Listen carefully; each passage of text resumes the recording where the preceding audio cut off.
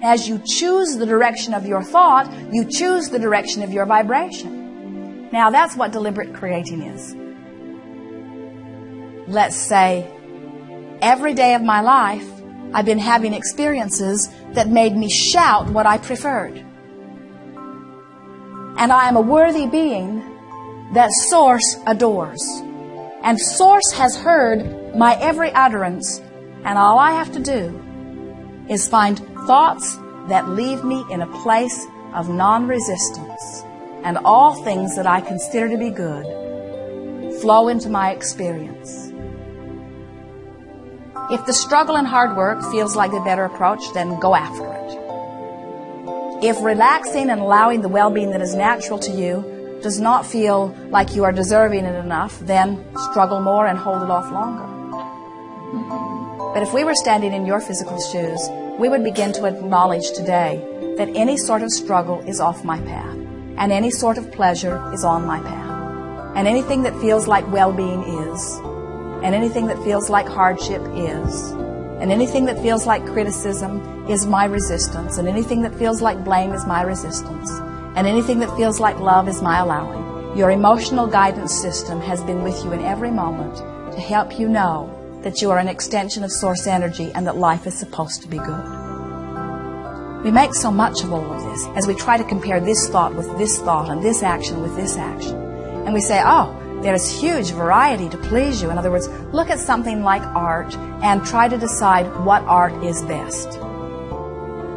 What are the best colors and what are the best textures and what is the best medium and what is the best subjects? And you say, oh, Abraham, there's so much variety and so much of it is pleasing for different reasons. And we say, exactly, there is not one right way to anything. There are endless ways. And as an individual, you're wanting to choose your path based upon the way you feel as you're making the choice. So how do I be the fulfillment of that which I came forth to be? How do I get done what I came forth to do? We say, first of all, you didn't come forth to get anything done. You came forth to have the experience of doing, and there's a big difference. You didn't come forth to complete. You came forth to have the pleasure of the process. And you say, but aren't I supposed to get it done? And we say, you can't get it done. And you say, how do I measure my progress? And we say, by the joy that you live. And you say, but how do I know if I am getting it done in the way that I intended to do? And we say, you feel good while you were in the process, but you will never get it done. And you say, well, how do I measure myself against others and understand that I have succeeded in any great fashion? And we say, you cannot compare yourself against others and find any measurement except your comparison with others. That does not give you any measurement of your success in this life experience. And you say, well, doesn't comparing myself against others give me greater desire? And we say, yes, and that serves you extremely well because that desire is summoning. And so you say, well, if comparing myself to others gives birth to desire and causes me to summon, then how do I know that I've succeeded? And we say, you feel good, you relax and allow what you've desired to be. And you say, aha, so it is important for me to complete the desires that I define. And we say, exactly. It is only important for you to complete the desires that you define. The only alignment that has ever been necessary, the only alignment that you ever intended, was that you would set your own individualistic desires or goals, and that you would find vibrational compliance with your own goals. And when you are doing that, life is good. Life is good in this moment, and in this moment, and in this moment, and in this moment. Sometimes physical friends feel a little uncomfortable when we say, and that is what life is. Life is a series of delicious moments. And so you say, well, there's got to be more. Abraham, what are you doing? And we say, we're having a delicious moment. And you say, yes, but isn't your moment more powerful than my moment? And we say, no, nor is it more powerful than that of the ant. In other words, our perspective is our perspective, and our alignment with Source is our alignment with Source, and there is satisfaction potential for all of us in any of those moments. So, if we were standing in your physical shoes, we would try to decide what is the best possible use of my time right now. What would make me feel the absolute best that I could feel?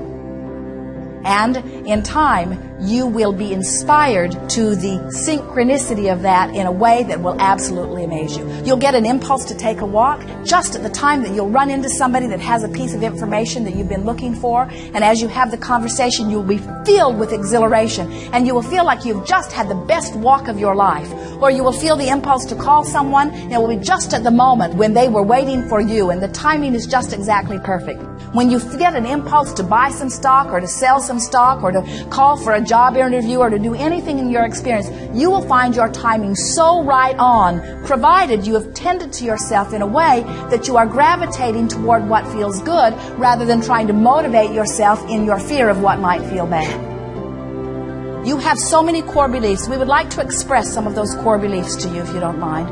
We're talking about core beliefs. We're talking about the beliefs that are at the very core of you. You know that you are valuable. You know that you are good. You know that you are God. You know that this time-space reality is the most powerful, poignant, leading-edge experience in all of the universe. You know that Source adores you. And you know that you have access to all that is. And you know that your environment will stimulate you. And you know that the stimulation will feel good. And you know that the resources are there to satisfy you. And you know that the satisfaction is inevitable. And you know that all others are here experiencing the same. And you know that together you will collectively benefit one another. And you know that in your exposure to one another, new desires will be born. And you know that those desires will feel good as they are born. And you know that you have the ability to align with those desires. And you know that the Source will satisfy those desires. And you know that your experience will then be expanded. And you know that the new idea will be born from that expansion. And you know that it will ever be thus, that you will never get it done. And that the reason for all of it is the pleasurable joy that you can extract from the moment of your focus. That is what it is all about. There is no other reason for the existence of anything than for the joy of the Creator who has set it in motion.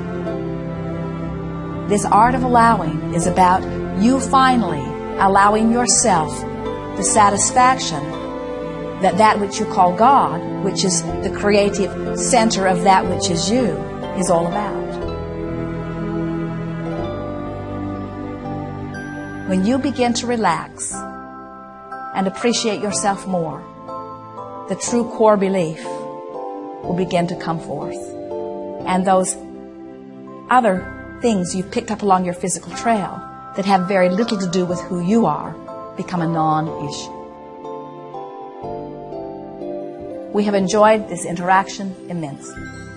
It is delicious to come together with those like you. Oh, what is before you is a picture that delights us even in our anticipation. There is great love here for you. We are complete.